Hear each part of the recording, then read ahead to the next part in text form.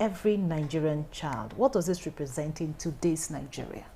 It's all right. So, future now, I will look at it from two perspectives. It's either that the future has already come or that we are building a foundation for the future today. Now, if we say that the future is already here, then it will open us to a lot of schools of thought, whether we have really arrived in view of our lived experiences and daily realities.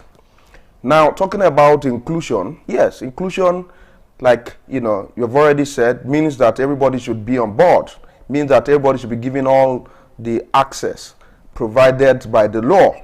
Yet, the reality is that our differences still manifest, you know, are the challenges still manifest in a number of ways. For a child who is perhaps in Maitama, on the streets of Maitama, struggling to watch the screen of a vehicle that is moving or parked on the traffic light, or a child who is hawking, you know, on the streets of Maraba or Dede and all of that. When you talk about inclusion, he or she does not understand what you are talking about. Because the reality for that child is how to even live now, to eat the next meal, to, you know, have a place of sheltering and all of that. So to ensure that, you know, there's inclusion and that there is a future for the children for which we advance, we must have to do much more, you know, to ensure the realization of all of those dreams. So I think the team is aspirational, and we should all work towards achieving it. But the very painful reality is that it's, you know, juxtaposing it with our reality is a huge contradiction of what is happening in real life. Thank you, Michael. Now, back to you, Emanuela. You were actually trying to tell us what it feels like to be a Nigerian child. And I want you also, you know, still while trying to complete what we are trying to say, the thought we're going to trying to put across to us there, also tell us how important is it for every child, every Nigerian child, to have equal access, you know, to education and opportunities. It's very important because it helps children to develop their talents and makes them to become responsible citizens in the future. When children have equal opportunities, the country grows faster, and it also helps the country to be more peaceful. Thank you, Emanuela. Now, to Jessica, of course, I also want you to add your voice to what the question I just put across to Emanuela, and also tell us, what are some of the challenges you as a Nigerian child, you've seen that some of the Nigerian children, like you said, you will probably have the opportunity of having access to good education, but some out there are still trying to get that opportunity that you have. So what are some of the challenges that are facing some of our children today, that's staring them in the face? Some of the challenges that Nigerian children face is a not properly facilitated environment for them to learn. When a child is in an environment whereby he or she is not comfortable, they won't aspire to learn, they won't want to learn. And then seeing other people out there, other children who are like them, vulnerable and in pain, actually discourages them to want to learn more. That's why we see a lot of children in Nigeria falling into cultism and aspiring to go into vices that are against the laws of the country. So children also face gender stereotypes because of their gender. When they go to a certain place, they are rejected. Peer pressure is also part of it, and that should be put on their peers, which is wrong. So each Nigerian child should be able to support his or her fellow Nigerian child, because we are not better than any other person. Those with disabilities can do most of the things that we do. They are just disabled, not that they cannot function. So each Nigerian child has their own issue that they face, but it can be solved. Thank you. But it can be solved. They say, the children say, yes, they have their challenges, their things, of course we have shortcomings, but it can still be addressed. What should the government do, to ensure that some of these challenges are nipped in the bud? Yeah, so there are constitutional frameworks, that enable the rights, the fundamental right of children, as we have right to life, basically right to development and survival. That's what it means in this context. Right to the dignity of the human person, and it means that there should be no discrimination either on the basis of sex, the basis of religion, the basis of disability or circumstances of birth and all of that.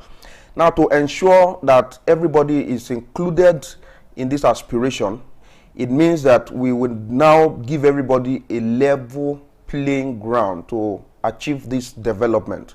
And so it means equal or, allocation of resources to every part of this country, even distribution of resources to children across board. It means giving them access to, economic, social, and cultural rights. For example, right to education, free and fair education for children, at the lower level, and giving the children in secondary schools which you come from. Everybody should aspire to become, great in this country. So there are a lot of, a lot of opportunities in this country, and people should be given that opportunity. There should be, effective legislative oversight on allocation of, resources. And so where they say, for example, that there should be school safety, security, building of fences, providing of meals to children in schools and all of those things, it should be strictly followed. And, there should be opportunities for monitoring, even by civil society organizations and all of that. Thank you very much, Michael. We will take a breather here. This conversation will continue shortly. Don't go away.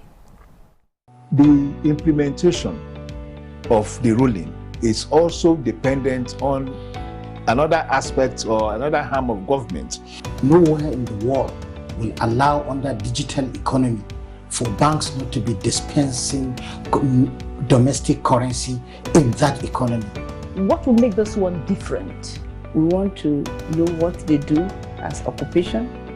All of these are attributes that our questions have been designed to investigate. In a few days to come, you see that we are all around their own crannies and everywhere in Nigeria, telling people to cooperate. Welcome to Nigeria Today.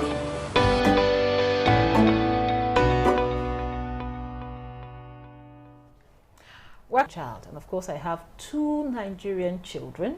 One joined us via Zoom and one here in the studio, and we have a child advocate here in the studio with us. Now, Emanuela, I want to, today we are allowing the children to speak. We want to hear you talk. Now, I know you've seen quite a lot of children that are not having the same access you have, the same opportunity that you have. They are not so opportuned. You see them on the street, and I know you're not happy about it, just like you've spoken earlier. And of course, Jessica also mentioned the same thing. So what do you think the adults are not doing right that you think should be corrected if a child must live well?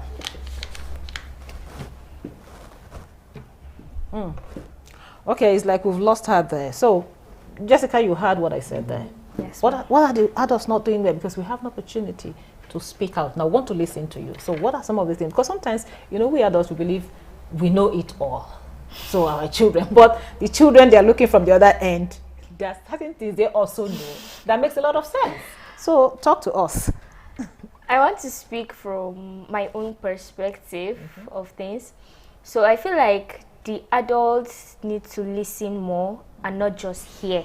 Because there's a difference between listening and hearing. When you listen with the aid of, okay, this child. That's one of the mistakes that adults make now, including parents, yes.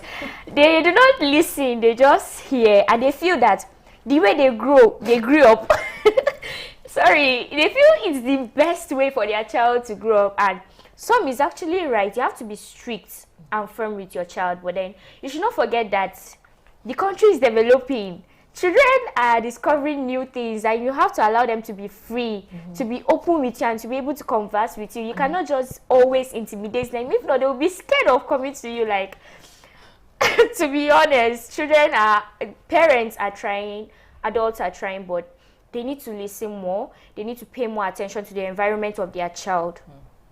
A lot of students face a lot of challenges in school, but they cannot talk to the adults about it. Why? Because they feel the adults can easily be persuaded by the other adult who is offending the child.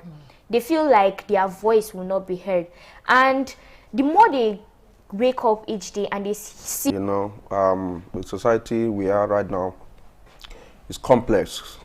A lot of influences. Children go through a lot of psychological, social, even economic challenges, and they need to listen. The government needs to listen. As community needs to listen. The teachers need to listen. The guardians need to listen. There are too many children who are displaced.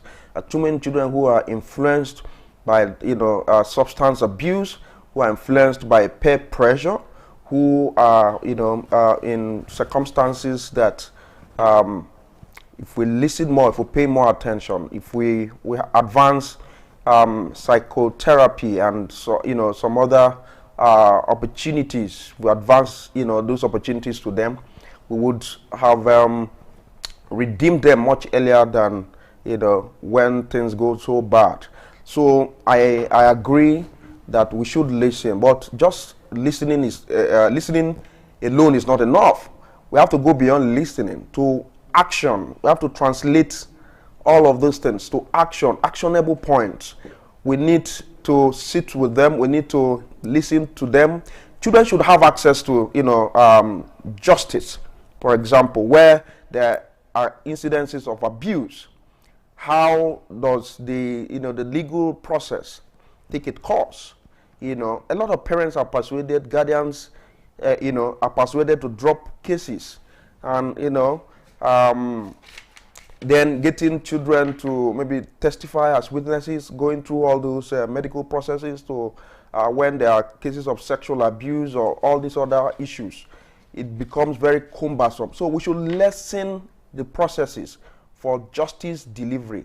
There should be specialized courts and and special training for the court staff, not just the judges, even the registrars and all of them. They should understand that justice served on time is important, especially when it comes to issues of children.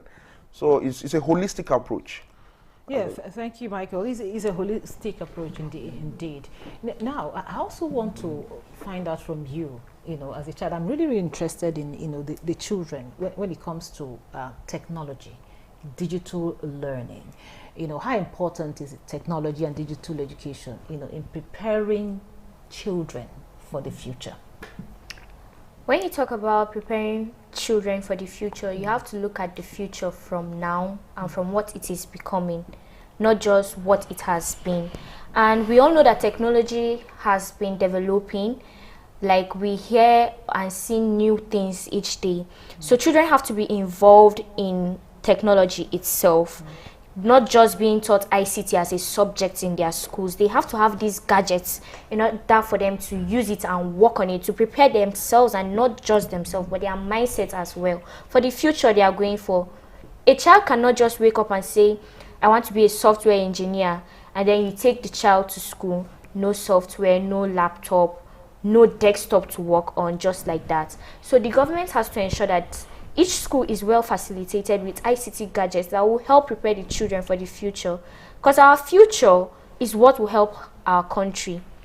If you prepare a child for his or her future now, you are sure of the fact that you are having a responsible leader for tomorrow. So technology is helping the children in broad ways. Now children can go on YouTube and learn subjects that they find difficult. Thank you very much. You've just come to an area that I'm interested in. You talked about YouTube, and you see a lot of children deviating from what they have been asked to learn, and they're going to something else. That's true.